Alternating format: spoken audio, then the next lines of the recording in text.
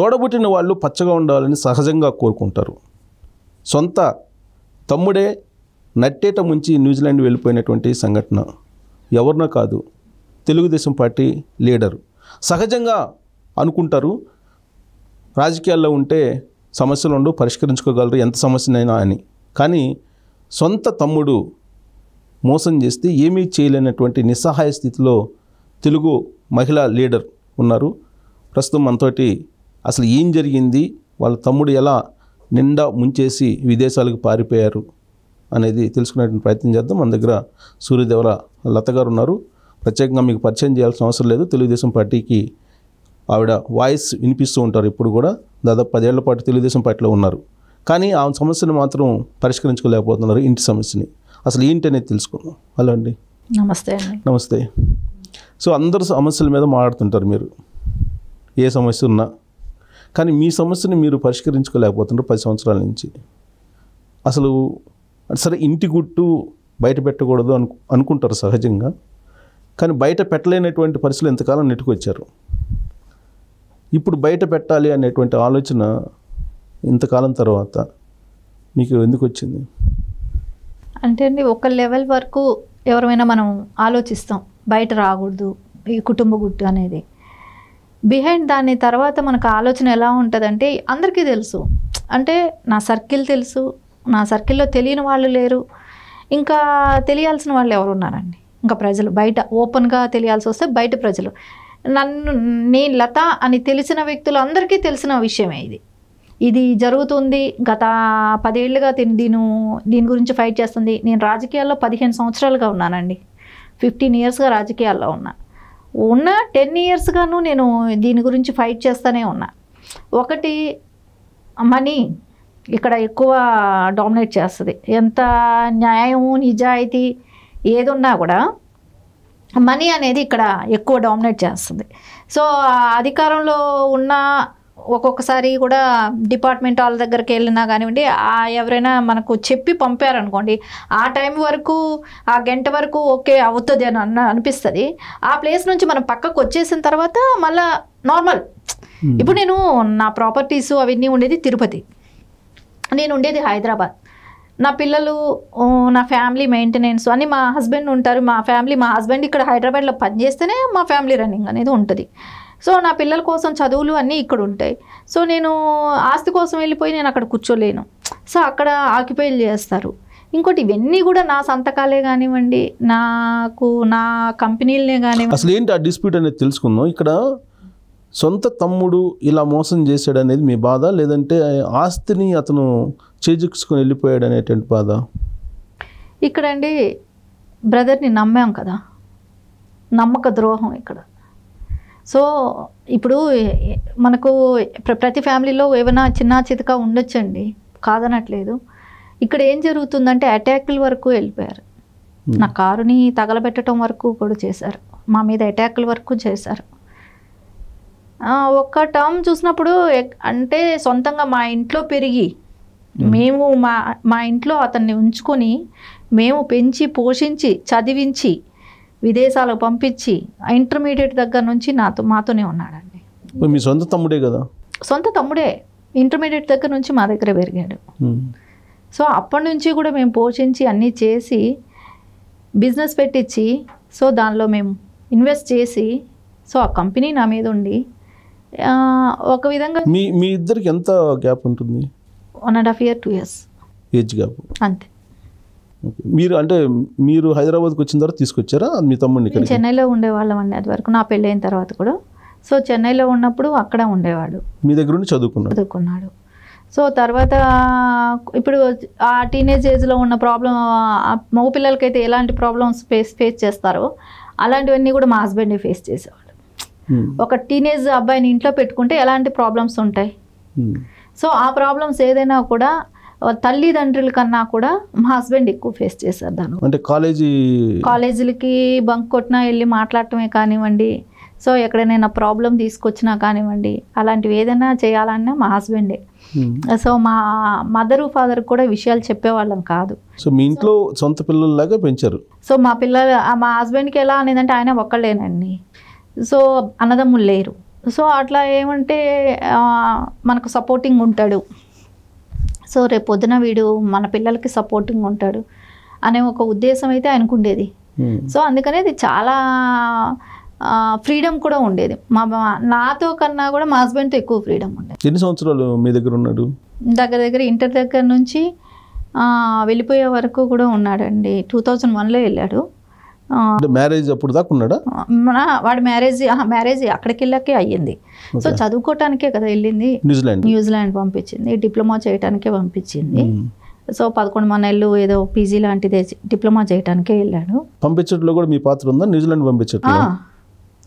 Confirm కానండి, అప్పుడు పంపించేటప్పుడు మా పాత్ర ఉంది. సో తర్వాత బిజినెస్ పెట్టించడమే కానివ్వండి, పెళ్లి చేయటమే కానివ్వండి, అన్ని రకాలుగా మేమే చూసుకునేవాళ్ళం. సో వాడు ఫ్లైట్ దిగాలన్నా, ఫ్లైట్ ఎక్కాలన్నా అన్ని రకాల ఇది మాదే. ఎందుకంటే మా ఫాదరు రైస్ మిల్ ఉంటుంది. సో అక్కడ ఆయనకి అంత అవగాహన కూడా ఉండదు. సో అందుకని మా హస్బెండ్ అయితేనే అన్నీ చూసుకోగలిగారు కాబట్టి మా హస్బెండ్తో ఎక్కువ ఉండేవాడు. వాడు ఫైనాన్షియల్ సపోర్ట్ కూడా ఇచ్చేవాళ్ళ మీరు? మేమేనండి ఫైనాన్షియల్ సపోర్ట్ చదువుకోవటానికి కూడా. సో చదువుకోవటానికే కానివ్వండి, మా ఇంట్లో ఉండటమే కానివ్వండి, బట్టల దగ్గర నుంచి అండి. ఇంక ఇంట్లో ఒక పిల్లాడైతే ఎలా ఉంటాడో ఇంకా ఆ రకంగా ఉండేది. సో జనరల్గా ఏంటంటే ఒక స్టేజ్ వరకు అక్క తమ్ముళ్ళ మధ్య కానీ, లేదన్నా అక్క చెల్లెల మధ్య కానీ, లేదన్నా అన్న తమ్ముళ్ళ మధ్య, అన్న చెల్లెల మధ్య ఎలాంటివి ఉండవు. ఆఫ్టర్ మ్యారేజే ఇవన్నీ వస్తాయి సహజంగా. సో మీకు ఆఫ్టర్ మ్యారేజ్ అయినా మీ ఇద్దరి మధ్య సమస్య అంటే డిస్ప్యూట్స్ వచ్చినాయి, లేదంటే బిఫోర్ మ్యారేజా? బిఫోర్ మ్యారేజ్ వరకు ఏమీ లేదండి. ఆఫ్టర్ మ్యారేజ్ కూడా అంటే బిఫోర్ మ్యారేజ్ నాకు కంపెనీ రిజిస్ట్రేషన్స్ అయినటివి అవన్నీ చూస్తే ఒక్కొక్క రకంగా అనిపిస్తుంది. ముందు నుంచే చీటింగ్ చేయాలని వాడికి ఒక ఉద్దేశం ఉందంటే. మాకు కంపెనీ పెట్టినప్పటికీ 2008లో పెట్టాం. అంటే అతనికి మ్యారేజ్ కాకముందే. పేరు ఏంటండి? కిలారి శివశేఖర్ నాయుడు. సో అంటే ఒకటి మ్యారేజ్ అయింది, డైవర్స్ అయింది, తర్వాత ఇంకో పెళ్లి చేసుకున్నారు. సో కంపెనీ అయితే అతనికి మ్యారేజ్ కాకముందే మీరు పెట్టారు. ఇద్దరు పార్ట్నర్షిప్? ఇద్దరం పార్ట్నర్షిప్ కాదండి, యాక్చువల్లీ వాడిదైతే జీరో ఇన్వెస్ట్మెంట్. సో ఇన్వెస్ట్మెంట్ లేదండి. సో జీరో ఇన్వెస్ట్మెంట్తో ఉండింది. సో ఎక్కువ మా హస్బెండే ఇది ఇన్వాల్వ్మెంటే ఉంది.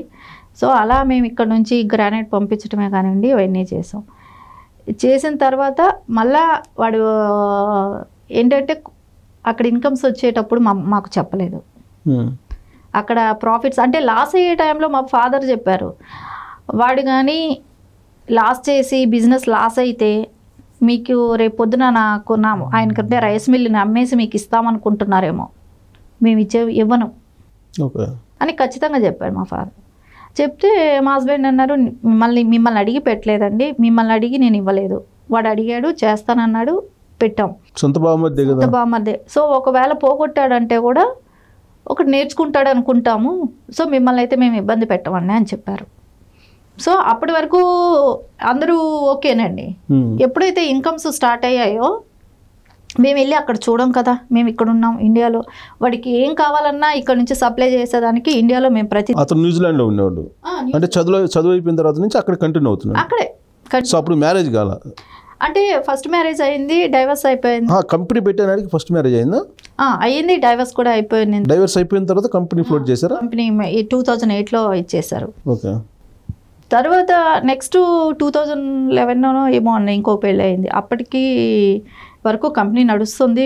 మళ్ళా ప్రాపర్టీస్ కొంటూనే ఉన్నారు. ఆ ప్రాపర్టీస్ అన్నీ కూడా తిరుపతిలో కొన్నారు. సో మా మదరు ఫాదర్ మీదే కొన్నారు. అంటే వచ్చిన ఇన్కమ్ మీద అన్ని న్యూజిలాండ్ నుంచి వచ్చిన ఇన్కమ్ మీద, ఆ కంపెనీ బేస్ మీద వచ్చిందే ఆ అమౌంట్స్ అన్నీ కూడా.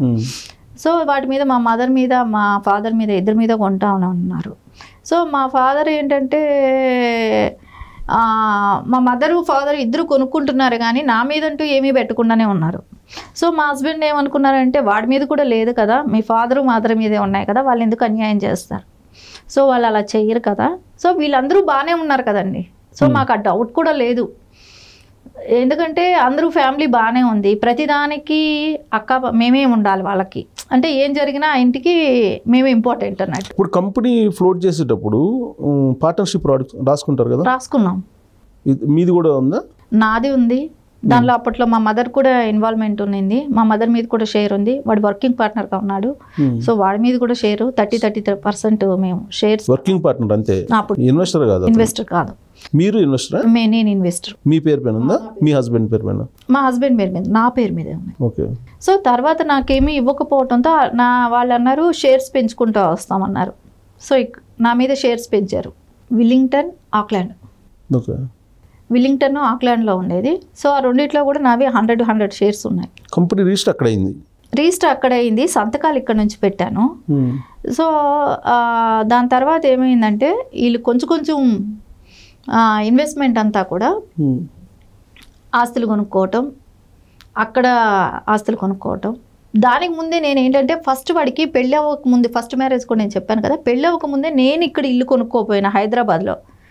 వాడికి పిల్లనివ్వాలంటే న్యూజిలాండ్లో ఇల్లు లేకపోతే పిల్లనివ్వడానికి ఎవరికైనా ఇబ్బంది కదా అనే దాంతో నేను ఇల్లు కొనిపెట్టా అక్కడ. ఓకే. నేను డబ్బులు ఇచ్చి అక్కడ ఇల్లు కొనిపెట్టా. దానికి ఏంటి ప్రూఫ్ ఏంటి? మీరు చెప్తున్నారు ఇచ్చాను కొనిపెట్టానని, ఉందా ప్రూఫ్? అది అప్పట్లో ఎలా ఉండేదంటే అండి, ఇక్కడ ఆ న్యూజిలాండ్కి సంబంధించిన వాళ్ళు ఇక్కడ ఉంటారు, వాళ్ళకి మేము ఇక్కడ డబ్బులు ఇస్తాం, వాడు అక్కడ తీసుకుంటాడు. ఓకే. అలా లేకుండా, ఎందుకంటే ఆ టైంలో వాడికి యాక్చువల్లీ ఉద్యోగం కూడా చేరి అప్పుడే 1 month అయ్యింది. సో అంత డబ్బులు కూడా ఉండవు. కాకపోతే వాడికి ఎక్కడి నుంచి అంత డబ్బు వస్తుంది? ఇల్లు కొనుక్కునే అంత డబ్బు ఎలా వస్తుంది? కంపెనీ ఫ్లోట్ చేసిన 2011 అంతేనా? తర్వాత అప్పుడు మీకు మొత్తం ఇన్కమ్స్ ఇండియాకి వచ్చాయి? ఇండియాకి వస్తే ఇక్కడ కొన్నారా ప్రాపర్టీస్? ఇక్కడ మా మదర్ ఫాదర్ మీద ప్రాపర్టీస్ కొంటనే ఉన్నాం కదా. సో మీ పేరు పైన కంపెనీ ఉంది కానీ, బట్ మరి ట్రాన్సాక్షన్స్ మీ పేరు పైన జరిగాయా? ఏం జరగలేదండి. మరి మీ పేరు పైన అకౌంట్ కూడా మీ పేరు పైన ఉండాలిగా? ఇక్కడ ఏంటంటే మా mother one of the partner ఉండారు కదా, సో మా మదర్ మీద ఉండింది. సో మా ఫాదర్కి కూడా ఏంటంటే, మా ఫాదర్కి కూడా ఎన్ఆర్ఐ అకౌంట్ అవన్నీ క్రియేట్ చేశారు. అంటే ఆయన కంపెనీలో ఎలాంటి మెంబర్షిప్ ఇది లేదు, కానీ త్రూ కంపెనీ నుంచి అయితే ఆయన అకౌంట్కి డబ్బులు పడేవారు. అప్పట్లోనే కోట్లు పడేది. సో అవన్నీ ఆస్తులు కొనటం జరిగేది. సో తర్వాత కొద్ది రోజులకి ఏమైందంటే, మేము ఏ రోజైతే ఇంకొక పెళ్ళి కూడా అయ్యింది, తర్వాత మేము అడగటం స్టార్ట్ చేసాం. ఎన్ని రోజులకి మా హస్బెండ్కి ఏం చెప్పేవాళ్ళు అంటే, మా పిల్లలు అప్పుడప్పుడే చదువులు 10th అట్లా అవుతుందేమో, అయిన తర్వాత నేను న్యూజిలాండ్ తీసుకెళ్తాను, సో పిల్లలకి నేను అక్కడ కంపెనీ పెట్టిస్తాను అని అది చెప్పేవాడు. యాక్చువల్లీ నాకు పిఆర్ కూడా అప్పుడే వచ్చేది, ఎందుకంటే నేను అక్కడ ఇన్వెస్టర్ని, నా పేరు మీద కంపెనీ ఉంది. సో ఆ టైంలో నాకు రావాల్సింది చేస్తానంటూ మబ్బి పెడతా చేయనీయకుండా అట్లా డిలే చేసేసి కొద్ది రోజులకు చూసుకుంటే నాకు కంపెనీయే లేదు, నా సంతకాలు ఫోర్జరీ కూడా చేసేసారు. అసలు ఫస్ట్ సంతకాలు ఎట్లా తీసుకున్నారు? మీరు వెళ్ళకుండా ఇక్కడికి తీసుకొచ్చాడు పేపర్స్.